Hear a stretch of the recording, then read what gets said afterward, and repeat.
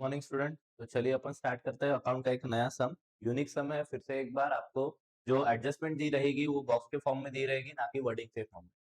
आप ये क्वेश्चन ले रहे हो आपके बुक से, अनसॉल्व्ड सम है, question number 6, account for the charitable hospital. Page number 117 का एक सम है, पेज नंबर 117, इस book of book keeping and accountancy 12th commerce. ठीक है, आपके लिए सम पढ़ ले रहा हूँ। अनसॉल्व्ड सम है। From the following particulars relating to the Radha Krishna Charitable Hospital Pune, prepare income and expenditure account for the year ended 31 March 2020। Year ended 31 March 2020 के लिए आपको इनकम एंड एक्सपेंडिचर अकाउंट बनाने के लिए बोला है, और उसी के साथ साथ बनाने के लिए बोला है balance sheet as on 31 March 2020। आप ध्यान देंगे, मेरे पास जगह नहीं इसलिए नहीं लिख रहा हूं, बट आप इनकम एंड एक्सपेंडिचर के ऊपर आप लिख देंगे in the books of Radha Krishna charitable hospital Pune. Title आपको डालना जरूरी रहेगा क्वेश्चन का कि किसके बुक में आप ये सब अकाउंटिंग कर रहे हो। उसके बाद हम आते हैं डायरेक्ट एडजस्टमेंट पे। दो स्टेप्स आपके तरफ रहती, तीसरी मेरे तरफ। दो स्टेप्स कौन सी आपके तरफ रहती? पहला फॉर्मेटिंग, दूसरा नामकरण। फॉर्मेटिंग में क्या करते हैं हम? बॉक्सेस बनाएंगे, expenditure amount amount, income amount amount, liabilities amount amount, assets amount amount. Okay, तो income and expenditure account title दे देंगे income and expenditure account for the year ended 31 March 2020। वैसे ही balance sheet as on 31 March 2020, उसी दिन की हम क्या बना देंगे? बैलेंस शीट बना देंगे। क्वेश्चन पे आते हैं। आपको एडिशनल इंफॉर्मेशन बॉक्सेस में दी गई है, पर क्वेश्चन में आने से पहले, क्वेश्चन स्टार्ट करने से पहले, अगर एनपीओ का सम सॉल्व कर रहे हो तो सबसे पहले आप देख लो कि रिसिप्ट एंड पेमेंट के ऊपर डेट कौन सी दी गई है। तो रिसिप्ट एंड पेमेंट का आपको जो बक्सा दिख रहा होगा, बॉक्स दिख रहा होगा, उसके ऊपर जाइए और आप देखेंगे कि डेट आपको लिखी मिलेगी 31 मार्च 2020। 31 मार्च 2020। अब 31 मार्च 2020 वो साल क्या हो रहा है? खत्म। तो यहाँ से आप अंदाजा लगाना शुरू कर देंगे कि 31 मार्च 2020 को अगर साल खत्म हो रहा है तो ये शुरू कब हुआ होगा? ये हुआ होगा 1 अप्रैल 2019 को। ये चालू कब हुआ होगा? 1 अप्रैल 2019। तो 19 को चालू हुआ साल 1 अप्रैल को और खत्म हुआ 2020 को, 31 मार्च 2020 को। तो ये मेरा हो जाता है current year, C Y current year. ये मेरा क्या हो जाता है? Current year. ध्यान देंगे, अगर नहीं भी दिख रहा है तो आप ध्यान दे देंगे। 1 अप्रैल 31 मार्च 2000, 1 अप्रैल 2019 से लेकर 31 मार्च 2020, 12 महीने होते हैं। और ये मेरा क्या कहलाएगा? करंट ईयर, जो डेट आपको रिसिप्ट एंड पेमेंट के ऊपर दी गई है। यही से आप पता लगाएंगे कि आपका प्रीवियस ईयर कौन सा है और आपका नेक्स्ट ईयर कौन सा है। प्रीवियस ईयर माने इससे पहले का। अगर 19-20 मेरा करंट ईयर है तो मेरा प्रीवियस ईयर रहा होगा 2018 और 2019। 2018-19 मेरा क्या रहा होगा? Previous year. इससे पहला वाला ईयर, जिसको अपन पिछला साल भी बोलते हैं, प्रीवियस ईयर। और आने वाला साल कौन सा रहेगा? तो आने वाला साल रहेगा 2020-21। 2020 और 21, 2020 एंड 21। ये क्या रहेगा आपका? आने वाला साल, दैट इज नेक्स्ट ईयर, आने वाला साल रहेगा। बस इतनी बातें बेसिक में समझ लीजिए सम स्टार्ट करने से पहले। अब हम सम स्टार्ट करते हैं, डायरेक्ट आ जाएंगे एडजस्टमेंट पे। आइए एडजस्टमेंट पे। Subscription due. सब्सक्रिप्शन ड्यू बोले तो सब्सक्रिप्शन अभी भी मिलना बाकी है। ड्यू का मीनिंग आप समझ लेंगे। सब्सक्रिप्शन ड्यू बोले तो अभी भी हमको सब्सक्रिप्शन मिलना बाकी है। आपको यहाँ पे बॉक्सेस में हमेशा की तरह दो तारीख दी गई है। आपको पहली तारीख दी गई है 1 अप्रैल, 1 अप्रैल, 4 नंबर दिए, 4 दिए बोले तो 1 अप्रैल 2019। और दूसरी तारीख आपको दी गई है 31 मार्च 2020। 31 मार्च 2020। अब ये दो डेट से आप आगे पूरा सम समझेंगे। पहली एडजस्टमेंट आपको बोल रहा है सब्सक्रिप्शन ड्यू है। ड्यू है बोले तो मिलना बाकी है। तो सब्सक्रिप्शन मिलना बाकी है, बट ये पहले तारीख समझ लेंगे। 1 अप्रैल 2019 ये मेरा ओपनिंग बैलेंस है। क्या है? ओपनिंग बैलेंस, माने ये मेरी साल की शुरुआत का बैलेंस है। और 31 मार्च 2020 ये मेरा क्लोजिंग बैलेंस है। और आपको पता है कि जब अपन अकाउंटिंग करते तो हमें अकाउंटिंग एंट्रियां क्लोजिंग बैलेंस के हिसाब से माननी पड़ती, ना कि ओपनिंग बैलेंस के हिसाब से। बट आपको एनपीओ सॉल्व करते वक्त ओपनिंग बैलेंस का भी उतना ही ध्यान रखना पड़ेगा। वो कैसे रखना पड़ेगा अभी आप समझेंगे। सब्सक्रिप्शन ड्यू बोले तो सब्सक्रिप्शन अभी भी मिलना बाकी है 1 अप्रैल 2019 को। मैं बोल रहा हूँ 1 अप्रैल 2019 को। तो ये साल कौन सा हुआ? अरे 1 अप्रैल तो मेरा चालू साल नहीं है, ये अप्रैल 2019 का बैलेंस बता रहा है। तो ये बैलेंस है 2018-19 का। ये कब का बैलेंस है? 2018-19 का, पिछले साल का बैलेंस है। पिछले साल मुझे सब्सक्रिप्शन मिलना बाकी था और वैल्यू दी गई है 310 रुपए। पिछले साल मुझे सब्सक्रिप्शन कितना मिलना बाकी था? 10 रुपए। और इस साल 31 मार्च 2020 बोले तो 19-20 का, माने करंट ईयर का, चालू साल का मुझे सब्सक्रिप्शन मिलना बाकी है। कितना लिखा है रे? 350। तो मुझे पिछले साल मुझे 310 रुपए सब्सक्रिप्शन मिलना बाकी था और इस साल मुझे 350 रुपए सब्सक्रिप्शन मिलना बाकी है। एंट्री क्या हो जाएगी, ध्यान दीजिए, नियम के हिसाब से अपने को चलना है। नियम क्या आपको बताओ, बहुत सिंपल नियम है। अगला पिछला माइनस करंट ईयर वाला प्लस करेंगे। क्या बोला मैं, अगला पिछला माइनस करेंगे और करंट ईयर वाला प्लस करेंगे। ये जो 310 रुपए ड्यू है, माने मिलने बाकी थे, वो कब के बाकी थे, पिछले साल मिलना बाकी था, 2018-19 में मिलना बाकी था। तो पिछले साल का एंट्री है, तो वो अपन क्या कर देंगे, माइनस कर देंगे। इस साल कितना मिलना बाकी है, तो इस साल 350 रुपए मिलना बाकी है। तो इस साल के 350 रुपए आउटस्टैंडिंग जो मिलना बाकी है, आउटस्टैंडिंग हम उसको बोलते हैं, 350 रुपए आउटस्टैंडिंग के नाम से क्या कर देंगे, सब्सक्रिप्शन में प्लस कर देंगे। अब नियम के हिसाब से ही हो गया, पिछला हो गया माइनस और करंट वाला हो गया प्लस। चलिए स्टार्ट करते हैं। आप पहले जान लेंगे कि हमको सब्सक्रिप्शन मिला कितना है, इतना बाकी है ये तो देख लिया, पर मिला कितना वो कौन बताएगा, डब्बा। डब्बे को पूछिए, रिसिप्ट अकाउंट में जाइए, रिसिप्ट में जाइए, तो रिसिप्ट में आपको दूसरे ही नंबर पे मिलेगा subscription, that is 52,000। Subscription NPO के लिए मेन इनकम सोर्स होती है, तो ये यहाँ पे लिख लेंगे बाय सब्सक्रिप्शन। सब्सक्रिप्शन कितना लिखेंगे आप लोग, 52,000। अब 52,000 आपका सब्सक्रिप्शन है और उसमें से मैं क्या बोला, अगला पिछला माइनस करंट वाला प्लस। ये 310 रुपए आउटस्टैंडिंग है, ड्यू है बोले तो आउटस्टैंडिंग है, बट कब के लिए आउटस्टैंडिंग है, पिछले साल आउटस्टैंडिंग थे और इस साल मुझे कितना मिले, 52,000। तो मैं ये अज्यूम कर लूंगा, मैं ये अज्यूम कर लूंगा कि मेरे जो 310 पिछले साल बाकी थे और इस साल मुझे जो 52,000 मिले, उसी में ये 310 घुसे पड़े हैं, उसी में ये 310 इंक्लूडिंग है। ये मैं अज्यूम करूंगा और ये अज्यूम करते हुए मैं आउटस्टैंडिंग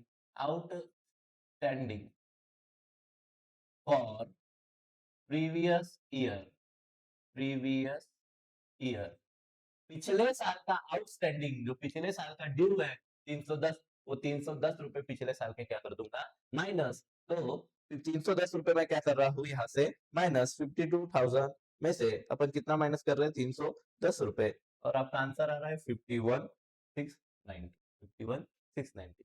अब क्या बोला मैं, अगला पिछला माइनस करना है तो करंट ईयर वाला प्लस करना है, और इस साल का अभी भी आपको मिलना बाकी है, इस साल का अभी भी कितना मिलना बाकी है, 350। तो ये करंट ईयर का है, तो ये क्या कर लेंगे अपन, प्लस कर लेंगे। यहाँ पे आएंगे प्लस, क्या लिख रहे हैं आप प्लस में, आउटस्टैंडिंग, आउटस्टैंडिंग सब्सक्रिप्शन और करंट ईयर, करंट ईयर, चालू साल का सब्सक्रिप्शन मिलना बाकी है, कितना रुपए मिलना बाकी है, 350 रुपए। इसकी टोटल लगा लेंगे, इसमें प्लस कर देंगे 350, तो टोटल आ रही है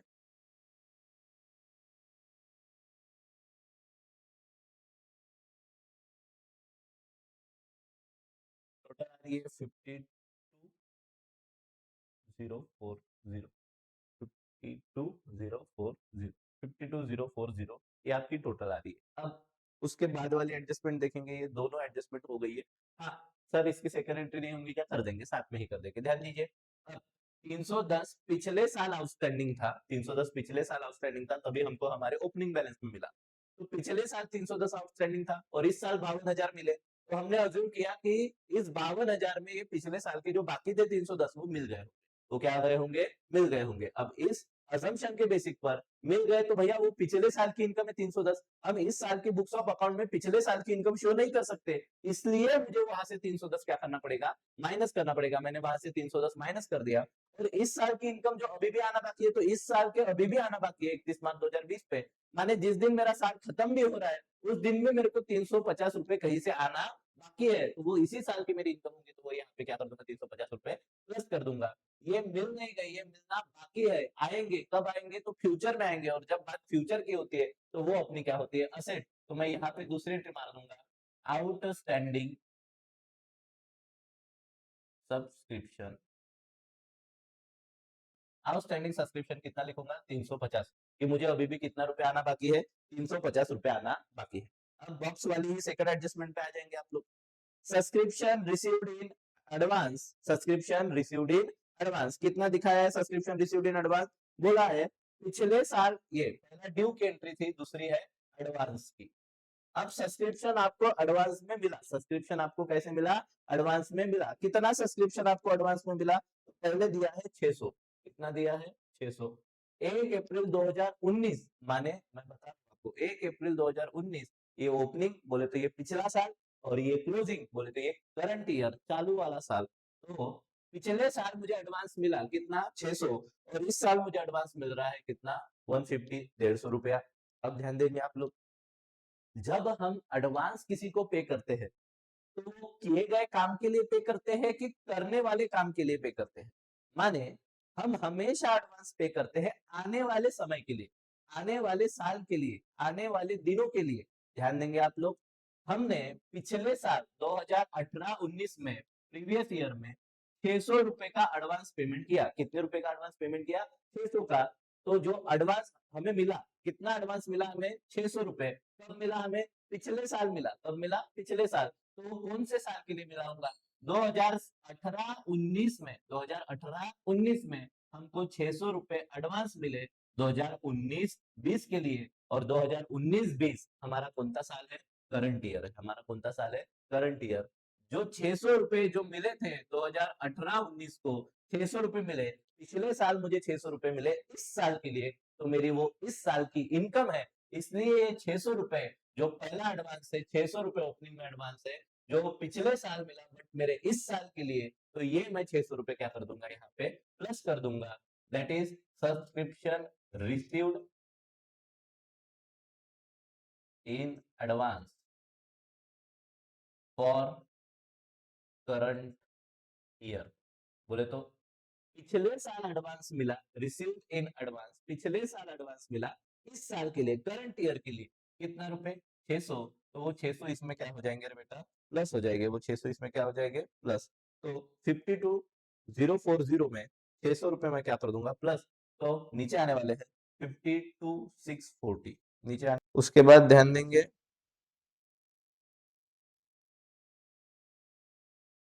साल हमें 600 रुपए एडवांस मिला इस साल के लिए, 2018-19 में 600 रुपए मिले 2019-20 के लिए, तो वो तो वहां पे प्लस कर दिए। बट 2020 के एंडिंग में 31 मार्च 2020 में भी एडवांस आपको बता रहा है 150। माने 2019-20 को भी आपको कितना रुपए एडवांस मिला, 150 रुपए आपको 2019-20 में भी क्या मिला, एडवांस मिला।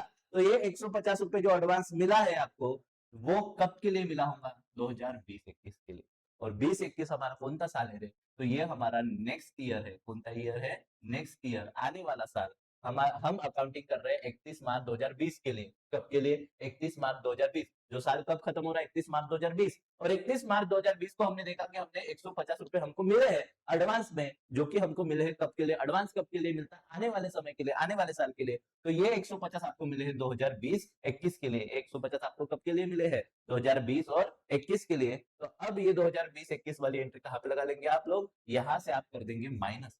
क्यों सर, क्यों माइनस करेंगे सर, आपने तो पहला एडवांस प्लस किए। अरे भैया, पिछले साल ये एडवांस मिला था, और कब के लिए मिला था, करंट ईयर के लिए मिला था। करंट ईयर का प्लस करना रहता है, इसलिए मैंने यहाँ पे किया प्लस। इस साल मुझे एडवांस मिला है, इस साल का है, बट मिला इस साल है, बट कब के लिए, वो आने वाले साल के लिए। तो मैं बोला क्या हूँ आपको, अगला पिछला माइनस करंट ईयर वाला प्लस। तो ये अगले साल के लिए 150 रुपए मिला, इसलिए मैं यहां से क्या कर दूंगा, माइनस लिखूंगा। Subscription received for next year, next year, आने वाले साल के लिए सब्सक्रिप्शन मिला, इसलिए 150 रुपए क्या कर रहा हूँ, माइनस। तो यहां से मैं 150 क्या कर दूंगा, माइनस कर दूंगा।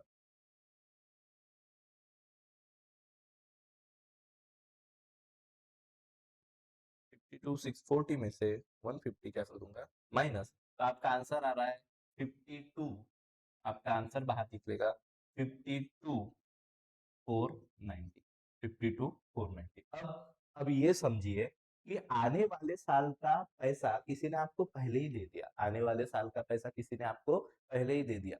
मैं क्लासेस में मेरे बच्चों को उदाहरण देता हूँ कि मान लो आप मेरे तरफ 12th का कॉमर्स का अकाउंटिंग सब्जेक्ट पढ़ रहे हो, और आपको मेरी अकाउंटिंग बहुत अच्छी लगी, पढ़ाना स्टाइल सब कुछ बहुत अच्छा लगा, तो आप मेरे तरफ, आप मुझे फीस दोगे इस साल की भी। और मान लो किसी बच्चे ने मुझे 2000 रुपए एडवांस दे दिया, सर हम आपके ही तरफ फर्स्ट ईयर की भी कोचिंग लगाएंगे, हम ये लीजिए 2000 रुपए एडवांस। तो मुझे ये जो 2000 रुपए मिल गए, ये क्या इस साल के मिले हैं? नहीं, ये मुझे 2000 रुपए मिले हैं आने वाले साल के लिए। साथ ही अगर मैंने वो 2000 रुपए ले लिया तो उस बच्चे की तो असेट है, क्योंकि अब उसने पैसा दे दिया, अब उसको फ्यूचर में उसके बेनिफिट उठाना है। बट मैंने अगर पैसा ले लिया 2000 रुपए तो वो मेरी हो जाएगी लाइबिलिटी। रिस्पॉन्सिबिलिटी मेरी बन जाएगी कि भैया मैंने अब इससे फर्स्ट ईयर का एडवांस ले लिया हूं, अब इसको किसी भी तरीके से मुझे फर्स्ट ईयर पढ़ाना ही पड़ेगा, ये मेरी जिम्मेदारी हो जाएगी पैसा लेने के साथ। वैसे ही अगर हमें एडवांस में पैसा मिलता है तो हमारी होती है लाइबिलिटी। क्या होती है हमारी? लाइबिलिटी। अगर एडवांस पे करते हैं तो हमारी असेट है, पे करने वाले के लिए वो उसकी असेट रहती है, बट जिसको एडवांस मिलता है उसके लिए वो होती है लाइबिलिटी कि भैया पैसे आ गए हैं, अब तो काम करना ही पड़ेगा। तो ये हमारी लाइबिलिटी हो जाती है। Subscription receive for next year, ये लाइबिलिटी में लिखेंगे, subscription received in advance for next year, आने वाले साल के लिए एडवांस में सब्सक्रिप्शन मिला। कितना रुपया सब्सक्रिप्शन एडवांस में मिला? तो 150 रुपया। कितने रुपए सब्सक्रिप्शन एडवांस में मिला?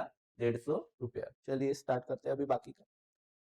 सब्सक्रिप्शन वाली दोनों एडजस्टमेंट यहाँ पे हमारी क्या हो रही है? कंप्लीट हो रही है। सब्सक्रिप्शन वाली दोनों एडजस्टमेंट यहाँ पे हमारी क्या हो रही है? कंप्लीट। अब ध्यान देंगे उसके नीचे क्या लिखा है? Stock of medicine. अब स्टॉक ऑफ मेडिसिन के बारे में क्या बोला है? ओपनिंग में आपको बोला है स्टॉक ऑफ मेडिसिन 8000 और क्लोजिंग में आपको बोला है 11000 स्टॉक मेडिसिन का स्टॉक। अभी चैरिटेबल हॉस्पिटल चला रहे तो मेडिसिन तो दवाइयां तो रहेगी ही रहेगी, ध्यान देंगे। हॉस्पिटल चला रहे तो दवाइयां रहेगी। स्टॉक की वैल्यू दी गई है आपको ओपनिंग में, मैंने साल के शुरुआत में मेरे पास स्टॉक था 8000 का और अंत होते तक, साल का अंत होते तक मेरे तरफ स्टॉक आ गया 11000 का। सर ऐसा कैसे हुआ? स्टॉक बढ़ कैसे गया? कुछ खरीदा होगा। पेमेंट साइड में जाइए, पेमेंट को पूछिए स्टॉक कुछ खरीदा है क्या? तो आप अगर पेमेंट साइड में आते हो तो वहां पे मेडिसिन परचेस लिखा है सबसे ऊपर, फर्स्ट नंबर पे ही आपको मिल जाएगा मेडिसिन परचेस 41,000। तो अब ये आप कहाँ पे लिख दोगे? आप ये लिखने वाले हो यहाँ पे असेट साइड में आप लिखोगे। सर कैसे असेट साइड में? आप ट्रीटमेंट धीरे धीरे समझ लीजिए। पहले मैं लिखूंगा stock of medicine, stock of medicine. अब ये कौन सा स्टॉक मैं लिख रहा हूं? मैं ये लिख रहा हूं ओपनिंग स्टॉक। कितना है? 8000। कितना है? 8000। ये कौन सा स्टॉक है मेरा? ओपनिंग। ओपनिंग स्टॉक है मेरा कितना? 8000। कितना है ओपनिंग स्टॉक मेरा? 8000। अब उसमें मैं प्लस करूंगा न्यू परचेस। क्या प्लस करूंगा? New purchase. नया कितने का खरीदा? तो कितने का खरीदा ये मुझे कौन बताएगा? डब्बा। ये मुझे बताएगा डब्बा। डब्बे में आइए, पेमेंट साइड में आपको दिखेगा मेडिसिन परचेस 41,000। तो मेरे पास पहले से ही 8000 की मेडिसिन थी, साल के दौरान मैंने और 41,000 की मेडिसिन परचेस की। कितने की मेडिसिन परचेस की? 41,000। तो अब मेरी टोटल मेडिसिन कितना हो गई रे? 49,000। कितना हो गई? 49,000। अब ध्यान दीजिए, मेरी टोटल मेडिसिन कितना हो गई? 49,000। तो सर अपने स्टॉक तो इतना है 49,000, बट आप समझिएगा एडजस्टमेंट कितना बता रही थी? एडजस्टमेंट आपको बता रही है कि 31 मार्च 2020 को, माने साल के एंड में साल के कितना स्टॉक बचा है मेडिसिन का? सिर्फ 11,000। कितना स्टॉक बचा है मेडिसिन का? सिर्फ 11,000। सर ये कैसे हो गया? हमारे पास तो शुरुआत में 8,000 का स्टॉक था। हमारे पास शुरुआत में 8,000 का क्या था? स्टॉक। प्लस उसमें हमने और खरीदा, कितने का स्टॉक खरीदा? 41,000। बट अब हमारे पास बस कितने का स्टॉक बचा है रे? सिर्फ 11,000 का। कितने का स्टॉक बचा है? 11,000। तो ये 11,000 की वैल्यू बाहर निकलेगी। कितने की वैल्यू बाहर निकलेगी? 11,000। That is closing stock of medicine. Closing stock of medicine. अब ये 11,000 यहाँ पे कैसे बचे? तो मैं यहाँ से कर दूंगा माइनस। क्या माइनस करूंगा? Stock of medicine consume. Consume बोले तो अरे भैया दवा खाना है, दवाइयां लेकर सिर्फ बक्से में भरकर अलमारी में बंद करके रखेंगे क्या? कि दवाइयों का यूज भी होगा, दवाइयां कहीं पे कंज्यूम भी होंगी। तो शुरुआत में तुम्हारे पास 8,000 की दवाइयां था, साल के दौरान तुमने और 41,000 की मेडिसिन परचेस की है और टोटल मेडिसिन हो गई 49,000। बट साल के दौरान खरीदी होंगी तो कंजम्पशन भी तो होगा ना, साल के दौरान कंजम्पशन भी होगा। तो तुमने कितने की मेडिसिन कंज्यूम की?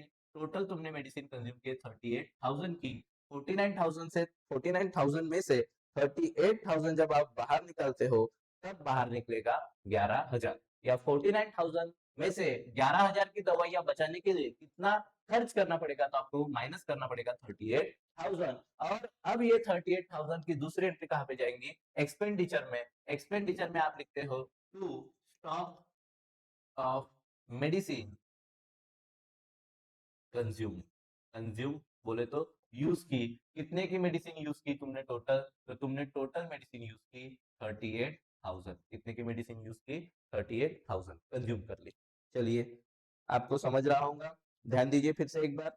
स्टॉक ऑफ मेडिसिन आपको ओपनिंग बैलेंस दिया है 8,000, इस साल के शुरुआत में आपके पास मेडिसिन का स्टॉक था 8,000, साल के अंत में आपके पास मेडिसिन बचे 11,000, फिर 8,000 से 11,000 कैसे हो गए, तो साल के दौरान कुछ खरीदा होगा। फिर हमने देखा पेमेंट साइड में, तो हमें पता चला पहले ही नंबर पे कि हमने साल के दौरान 41,000 की क्या परचेस किए हैं, मेडिसिन नहीं खरीदी है। अब शुरुआत का ओपनिंग स्टॉक था मेडिसिन 8,000, न्यू परचेस है हमारी 41,000, टोटल हो रहा है हमारा 49,000, बट उसमें से हम माइनस कर रहे हैं minus stock of medicine consume, क्योंकि हमको एडजस्टमेंट बता रही है कि साल के अंत में सिर्फ कितने हजार का स्टॉक बचाना है, 11,000 का। फिर हमको अकाउंटिंग करनी है ऐसे कि साल के अंत में एंडिंग में सिर्फ 11,000 का मेडिसिन का स्टॉक बचा दिखे। फिर 49,000 के 11,000 कैसे करेंगे, तो 49,000 में से माइनस कर देंगे 38,000 स्टॉक ऑफ मेडिसिन कंज्यूम के नाम से, कि इतनी मेडिसिन हमने कंज्यूम कर ली 38,000 की, तब अभी भी बची है हमारी मेडिसिन कितने हजार की, 11,000 की। और जो कंज्यूम किया मेडिसिन वो हमारा खर्चा है, इसलिए हम खर्चों में लिखेंगे तो stock of medicine consume, stock of medicine consume.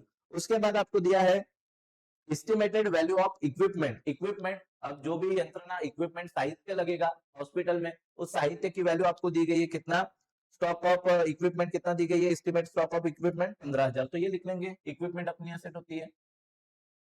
Equipment, equipment की वैल्यू आपको दी गई है 15,000। उसके बाद अभी भी हम एडजस्टमेंट में ही है।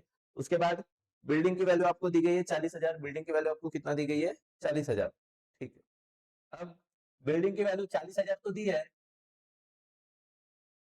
बिल्डिंग की वैल्यू आपको कितना दी है, 40,000, बट नीचे अगर देखेंगे बॉक्स के नीचे, तो आपको एक लाइन में बारीक में एक एडजस्टमेंट दी गई है कि provide depreciation on equipment 1900 and building 1500। Equipment पे 1900 का क्या लगाना है, डिप्रिसिएशन, तो इक्विपमेंट की वैल्यू पर 15,000 अंदर लिखूंगा और उसमें से माइनस कर दूंगा डिप्रिसिएशन 900, 1900 का डिप्रिसिएशन क्या कर दूंगा, माइनस। अब 5,000 में से 1,000 निकालो, 14,000, 14,000 में से 9,000 निकालो तो 13,100, ये बाहर निकलेंगे। और अब यहाँ पे बिल्डिंग में से भी डिप्रिसिएशन करना है आपको कितना, 1500, बिल्डिंग 40,000 की है, 40,000 की बिल्डिंग में से माइनस कर देंगे डिप्रिसिएशन, तो डिप्रिसिएशन कितना माइनस हो रहा है 1500, 40,000 में से 1,000 निकाले 39,000, 39,000 में से 500 निकाले तो 38,500, ये बाहर आएंगे। अब ये दोनों जगह आपका डिप्रिसिएशन लगा तो आपका नुकसान हुआ, आपका खर्चा हुआ, खर्चों की दूसरी एंट्री आप मारते हो एक्सपेंडिचर में, तो एक्सपेंडिचर में आप लिखते हो टू डिप्रिसिएशन ऑन असेट। एक नंबर पे आप लिखेंगे इक्विपमेंट, इक्विपमेंट पे आपका डिप्रिसिएशन हुआ 1900 का, और दूसरा डिप्रिसिएशन आपका बिल्डिंग पे, बिल्डिंग पे डिप्रिसिएशन था आपका 1500, ठीक है, तो 3400 रुपए का यहाँ पे आपका टोटल क्या हो गया है, डिप्रिसिएशन हो गया 3,400 रुपए का 3,400 रुपए का टोटल आपका क्या हो गया है, डिप्रिसिएशन हो गया है। चलो उसके बाद देखते हैं कैपिटल फंड, सामने से वैल्यू दी गई है, कैपिटल फंड की लिख लेंगे, कैपिटल फंड कितने का है, कैपिटल फंड ध्यान देंगे आप लोग, कैपिटल फंड 1,70,940, 1,70,940 कैपिटल फंड आपको दिया गया है। और इन्वेस्टमेंट दी गई है, इन्वेस्टमेंट दिया है, कैपिटल फंड अपना कितना है, दैट इज कैपिटल फंड 1,70,940 अपन ने लिख दिया है। अब इसके बाद वहां पे आपको नीचे में दिया है कैपिटल फंड के जस्ट नीचे 10% इन्वेस्टमेंट। अब आप ये पहला नियम समझेंगे कि किसी भी प्रकार की इन्वेस्टमेंट आपकी असेट होती है, तो ये इन्वेस्टमेंट आप लिख लेंगे असेट में, बट आप यहाँ पे देख रहे हो कि उसके सामने सर कुछ तो भी लिखा है 10%, हाँ आपको इन्वेस्टमेंट पे 10% इंटरेस्ट मिलने वाला है, बट अब ये 10% इन्वेस्टमेंट मिला या नहीं मिला ये हम डाउटफुल है, तो हम पूछेंगे ऊपर वाले डब्बे को, डब्बा कौन सा है हमारे पास available, that is receipt and payment account. अगर आप रिसीप्ट साइड में आते हो तो आपको दिखेगा इंटरेस्ट ऑन इन्वेस्टमेंट कितना मिल चुका है, 10,000 रुपए मिल चुका है। अब ध्यान देंगे आप लोग, आपको इन्वेस्टमेंट दी गई है 1 लाख रुपीज की, इन्वेस्टमेंट दी गई है 1 लाख रुपीज की। अब 1 लाख रुपए के 10% होते कितना है, कोई बड़ी बात नहीं है, 1 लाख रुपए में से पीछे से एक जीरो काट देंगे। पीछे से कितना जीरो काट देंगे? एक जीरो काट देंगे। 10 लाख रुपए का एक जीरो काट दिया तो बचे कितना हमारे पास? That is 10,000। कितना बचे? 10,000। ये हो गए इसके 10%। आप ध्यान में रखिए, ये ट्रिक है, बहुत शॉर्ट ट्रिक है। अगर आपको किसी भी अमाउंट की 10% निकालनी है और उसमें एंडिंग में जीरो आ रहा है डिजिट में, तो आप वो जीरो हटा देंगे तो आपको उसका 10% मिल जाएगा। तो 1 लाख के एक जीरो लास्ट का काटने पर हमें 10% मिल गया है। वो क्या है रे बाबा? 10,000 रुपए। तो अगर आप रिसिप्ट साइड में आते हो तो इंटरेस्ट ऑन इन्वेस्टमेंट आपको कितना दिया है? 10,000 रुपए। इसका मतलब इंटरेस्ट ऑन इन्वेस्टमेंट हमें मिल गया है। तो सिंपली हम क्या लिखेंगे? इन्वेस्टमेंट असेट में, क्योंकि किसी भी प्रकार की इन्वेस्टमेंट हमारी असेट होती है। असेट में इंटरेस्ट, असेट में लिखेंगे इन्वेस्टमेंट हमारी, जो कि कितना है? 1 लाख रुपीज। चलिए, ये 1 लाख रुपीज हमारी इन्वेस्टमेंट लिखने के बाद हम देख रहे हैं कि हमारे एडजस्टमेंट में अभी कुछ नहीं बचा, क्योंकि एडजस्टमेंट में एडिशनल इंफॉर्मेशन का जो बॉक्स है उसके नीचे एक एडजस्टमेंट दी गई है, प्रोवाइड डिप्रिसिएशन ऑन इक्विपमेंट 1900 और बिल्डिंग पे डिप्रिसिएशन बोला 1500। तो हमने बिल्डिंग पे 1500 का डिप्रिसिएशन लगा दिया, पहले ही माइनस कर दिया है। बिल्डिंग 40,000 थी हमारी, उसमें से हमने 40,000 की बिल्डिंग में से 1500 का डिप्रिसिएशन माइनस कर दे। और इक्विपमेंट में भी हमने डिप्रिसिएशन 1900 रुपए क्या कर दिए है? माइनस कर दिए। अभी हमको कुछ करना नहीं है, क्योंकि हमने 1500 1900 की सेकंड एंट्री हमारे एक्सपेंडिचर में डिप्रिसिएशन ऑन असेट के नाम से इक्विपमेंट और बिल्डिंग पे दोनों का डिप्रिसिएशन निकाल दिया है बाहर। तो हमें इस पे और कोई एंट्री करनी नहीं है। तो अब हमारी पूरी एडजस्टमेंट खत्म। हम आते हैं हमारी लास्ट एंड फाइनल स्टेप पे, दैट इज पांचवी स्टेप कौन है? वो पोस्टिंग। सॉरी, हमारी चौथी स्टेप पे आएंगे। हम पहले क्या करेंगे? पोस्टिंग। पोस्टिंग के बाद हम करेंगे last step, that is closing. Posting हमारी बैलेंस है, तो रिसिप्ट साइड से आते हैं। सबसे पहले आप रिसिप्ट में देखेंगे बैलेंस ब्रॉट डाउन। अब आपको यहाँ पे बैलेंस ब्रॉट डाउन दिया है, कैश 8,230। क्या मैं ये 8,230 लिख लू, कहीं पे पकड़ लू? नहीं, मैंने आपको पहले वीडियो से ये बताया हूं कि ये बैलेंस ब्रॉट डाउन हम क्या करते हैं? स्किप करते हैं। अगर शर्त क्या है? हमें सामने से क्या मिलना चाहिए? कैपिटल फंड दिया होना चाहिए। और इस वीडियो में हमको, इस सब में हमको कैपिटल फंड सामने से दिया गया है। तो ये जो बैलेंस ब्रॉट डाउन है रिसिप्ट एंड पेमेंट अकाउंट में सबसे ऊपर, वो हम यूट्यूब के ऐड की तरह क्या कर देंगे? स्किप कर देंगे। अब इसके बाद ध्यान देंगे, सब्सक्रिप्शन हमारा हो गया क्या? हाँ, सब्सक्रिप्शन हमारा हो गया है, दैट इज 52,490 का हमारी वैल्यू क्या निकल रही है? बाहर निकल रही है, सारी एडजस्टमेंट करने के बाद। अब डोनेशन, डोनेशन जनरल बताया गया है कि हमने डोनेशन इनकम, हमारी डोनेशन हमने इनकम में लिखी है क्या? नहीं, तो मैं यहाँ पे क्या लिख दूंगा? डोनेशन, डोनेशन लिख दूंगा। और कितना है मेरा डोनेशन? ध्यान देंगे आप लोग, डोनेशन जनरल डोनेशन 17,500। तो डोनेशन मेरी क्या है? इनकम। मैंने लिख दी डोनेशन 17,500। उसके बाद इंटरेस्ट ऑन इन्वेस्टमेंट, ध्यान दीजिए, अभी आपको बताया था कि इन्वेस्टमेंट अपन ने ली है 1 लाख रुपए की, उस पर अपने को 10% क्या मिल रहा है? ब्याज। तो हमारी क्या हुई है? इनकम। तो यहाँ पे भी हमें लिख रहा हूं बाय डोनेशन, बाय डोनेशन 17,500। और इसी के नीचे लिख लूंगा bye interest on investment, bye interest on investment. Interest on investment आपको कितना मिल रहा है? ध्यान देंगे 10,000 रुपए, जो कि 1 लाख रुपए के 10% है। मिल गए, तो उसकी कोई डबल एंट्री होंगी नहीं, क्योंकि ये बस पोस्टिंग है। चलो उसके बाद देखते हैं proceed from charity show. Charity show से हमको इनकम मिली, हमने कोई चैरिटी शो किया होगा, उससे हमको कोई इनकम मिली। और कितना मिली? 8,530। तो वो भी तो मेरी इनकम में है, तो इनकम में लिख लूंगा by proceeds from, by proceeds from charity show, proceed from charity show. कितना रुपए मिला? 8,530 रुपए। चलिए, हमने रिसिप्ट साइड हमारा कंप्लीट हो गया। अब आते हैं पेमेंट में। पेमेंट में लिखा था मेडिसिन परचेस, तो ये मेडिसिन परचेस हमने हमारे मेडिसिन वाले, स्टॉक ऑफ मेडिसिन वाले एडजस्टमेंट में कंप्लीट कर लिए। अगर आप ध्यान देते हैं तो हमें एडजस्टमेंट में पहले से मेडिसिन का स्टॉक बताया था 8,000, फिर हमने यहाँ पे न्यू परचेस लिख लिए थे 41,000, और उसमें से स्टॉक ऑफ मटेरियल कंज्यूम क्या कर दिए थे? माइनस, कि स्टॉक ऑफ मेडिसिन जो हमने कंज्यूम कर लिया, तो मेडिसिन का स्टॉक कंज्यूम 38,000 की दूसरी एंट्री यहाँ पे लगा है। तो हम पोस्टिंग में इसको रिपीट में पकड़ेंगे नहीं, मेडिसिन परचेस हमारा हो गया है। उसके बाद जनरल एक्सपेंसेस, सामान्य खर्चा, सामान्य खर्चा हमारा खर्चा रहता है जनरल एक्सपेंसेस, हम ये लिख देंगे एक्सपेंडिचर में टू जनरल एक्सपेंसेस। तो जनरल एक्सपेंसेस कितना है? जनरल एक्सपेंसेस कितना है आपका? 1,050 रुपए, ये आपके हो रहे हैं जनरल एक्सपेंसेस। अब इसके बाद आपको दी गई है सैलरीज, सैलरीज आपका खर्चा है, नो डाउट लिख लेंगे। एक्सपेंडिचर में सबसे ऊपर लिखते हैं हम टू सैलरीज। कितना है सैलरी? ध्यान देंगे आप लोग 23,500, डायरेक्ट बाहर लिख देंगे 23,500। उसके बाद क्या है रे बाबा? स्टेशनरी, नो डाउट आपको स्टेशनरी का खर्चा लगेगा ही लगेगा, स्टेशनरी अपना खर्चा है। STATI, स्टेशनरी का खर्चा कितना लग रहा है आपको? 2000 रुपए। अब आप यहाँ पे मैं आपको पहले भी बता दिया हूँ, इसके पहले वाले वीडियो में भी, अभी भी रिपीट कर दे रहा हूँ, अगर सिर्फ स्टेशनरी बोला जाए तो वो आपका खर्चा है, पर अगर आपको दिया जाए स्टॉक और स्टेशनरी तो किसी भी प्रकार का स्टॉक अपनी असेट होती है, और यहाँ पे सिर्फ स्टेशनरी बोला है इसलिए मैं उसको कहाँ पे लिख दूंगा, मेरे खर्चों में। स्टेशनरी लिखोगे खर्चों में। उसके बाद by expenses of charity show. अब चैरिटी शो से तुमने कुछ कमाया, कितना कमाया, 8530, तो नो डाउट उसमें कुछ खर्चा भी तो हुआ होगा, तो एक्सपेंसेस ऑन चैरिटी शो ये भी मेरे खर्चों में लिख लूंगा, to expenses on charity show. Charity show का खर्चा कितना हुआ, 550 रुपए, 550 यहाँ पे खर्चों में लिख दे।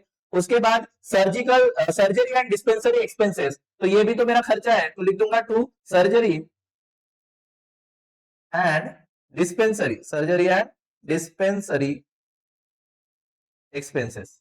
कितना है सर्जरी एंड डिस्पेंसरी एक्सपेंसेस, 4200। अब उसके बाद इक्विपमेंट की वैल्यू दी गई है 10,000, तो ये न्यू इक्विपमेंट परचेस है, क्या हमने इसको पहले लिख दिया है, ध्यान देंगे आपको इक्विपमेंट आपको पहले ही दिया था 15,000, हमने पकड़ लिया है उसको, ध्यान देंगे इक्विपमेंट हमने पहले पकड़ा था 15,000, उस पर डेप्रिसिएशन 1900 लगा के हमने लिख दिया 13,100, बराबर ना। तो ये पुराने वाली इक्विपमेंट है, ये 15,000 आप देखोगे एडिशनल इंफॉर्मेशन में वहां पे लिखा है equipment estimated value of equipment 15,000, estimated value of equipment कितना दी गई है 15,000, और ये हमारे नए इक्विपमेंट है, न्यू इक्विपमेंट परचेस। तो मैं एक काम करता हूँ, ये डिप्रिसिएशन वाला थोड़ा मिटा देता हूँ फिलहाल के लिए, ध्यान देंगे आप लोग, इसको हम कैसे ट्रीटमेंट करने वाले हैं। इक्विपमेंट 15,000 पुराना था, जुना पुराना आइटम हमें पहले से पता था कि मेरी इक्विपमेंट की वैल्यू 15,000 है, बट पेमेंट साइड में भी मुझे इक्विपमेंट दिया गया है कितना हजार, 10,000, तो नो श्योर ये क्या होगा, मेरा न्यू परचेस होगा। तो यहाँ पे मैं प्लस करता हूँ न्यू परचेस,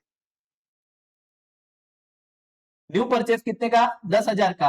अब 15,000 में से 15,000 और 10,000 टोटल आपका वो इक्विपमेंट वैल्यू हो रही है 25,000, और 25,000 में से मैं माइनस करूंगा डेप्रीसिएशन, जो मुझे पहले ही एडजस्टमेंट में दिया था, जो कि इक्विपमेंट पे डेप्रीसिएशन कितना था 1900, तो 25,000 से मैं यहाँ पे कितना माइनस कर दूंगा, 1900 माइनस कर दूंगा। अब 25,000 में से 1900 गए तो कितना आएगा, ध्यान दीजिए, कैलकुलेट कर लेते हैं अपन।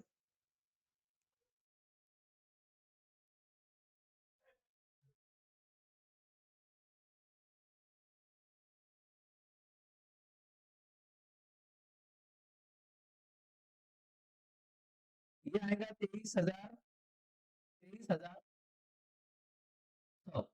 23,100, 23,100 ये आ रहा है, हमने देख लिया अभी 23,100 इसकी क्या आ रही है, वैल्यू आ रही है।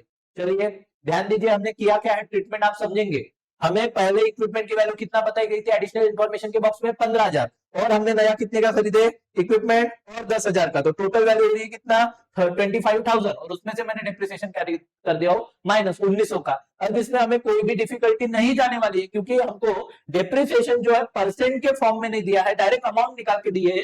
तो 15,000 से भी माइनस करोगे या 10,000 या 25 से भी माइनस करोगे तो उसमें कोई डिप्रिसिएशन में डिफरेंस आने वाला नहीं है, क्योंकि डिप्रिसिएशन की डायरेक्ट आपको अमाउंट बताई गई है कितना 1900, तो 1900 हमने यहाँ पे क्या कर दिए माइनस। उसके बाद आपको दिया है इक्विपमेंट के बाद बाय बैलेंस कैरिड डाउन, क्या इसके भी स्किप करना है क्या आपको, नहीं, बैलेंस कैरिड डाउन आप असेट में लिखते हो, cash in hand and cash at bank, यहाँ पे असेट में लिख देंगे कैश इन हैंड कितना है 960, और cash at bank, cash at bank कितना है आपका 13,000, तो टोटल आपकी हो रही है 13,960।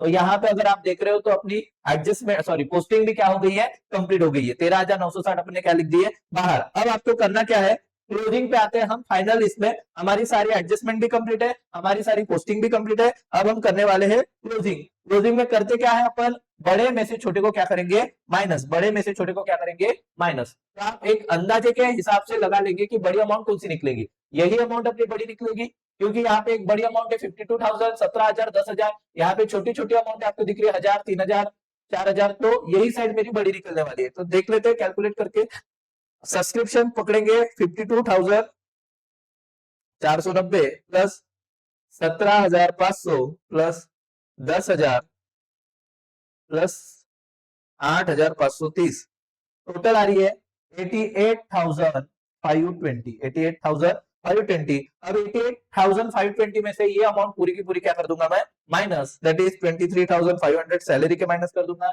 उसके बाद स्टेशनरी का 2,000 का खर्चा माइनस कर दूंगा, 3,400 minus 1,050 minus 38,000 minus 550 minus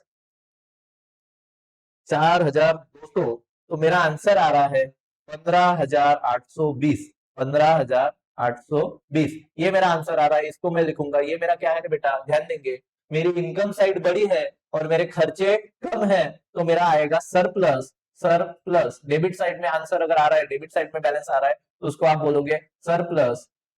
surplus में हम नीचे क्या लिखते हैं, तो excess of income, excess of income over expenditure. Expenditure माने इनकम का खर्चों से ज्यादा होना, इनकम का खर्चों से क्या होना, ज्यादा होना, उसी को आप क्या लिखते हो, इसी को आप लिखते हो सरप्लस, इसी को आप क्या लिखते हो, सरप्लस। चलिए ध्यान देंगे, सरप्लस आपका कितना आ रहा है, 15,820। टोटल दोनों साइड लिख लेंगे। क्लोजिंग का नियम आपको पता है, पहले वीडियो में एक लाइन ऊपर 2 लाइन नीचे, बड़ी अमाउंट दोनों साइड को, बड़ी अमाउंट दोनों साइड को लिखते हैं 88,520, और बड़े में से छोटे को क्या कर दिया हमने, माइनस, तो हमारा आंसर सरप्लस आ रहा है। और आप देखेंगे कि सरप्लस हम कैपिटल फंड में क्या करते हैं, प्लस करते हैं। कैपिटल फंड में सरप्लस क्या करेंगे, प्लस। कैपिटल फंड में सरप्लस क्या करेंगे अपन, प्लस। तो कितना आ रहा है वैल्यू, 1,70,940, और ये 15,820 रुपए हम क्या कर देंगे, प्लस। तो हमारी वैल्यू आ रही है, टोटल वैल्यू आ रही है बाहर 1,86,760, 1,86,760। अब मेरी असेट साइड और मेरी लाइबिलिटी साइड दोनों की टोटल सेम आनी चाहिए, तभी मैं मान पाऊंगा कि हाँ मेरा सरप्लस क्या निकला है, सही निकला था। तो टोटल अभी करेंगे अपन लोग कितना, 1,86,760 प्लस 150, ये हमने सब्सक्रिप्शन पहले ही मिल गया तो इसके टोटल कर लिए। टोटल आ रही है आपकी 1,86,910, 1,86,910। अब वो साइड में देखेंगे उतना ही टोटल वो साइड की भी आनी चाहिए, करेंगे प्लस, उसमें दोनों की पूरे टोटल करेंगे ऊपर से नीचे तक, 38,500, 11,000, उसमें और 23,100, 350, 1,00,000,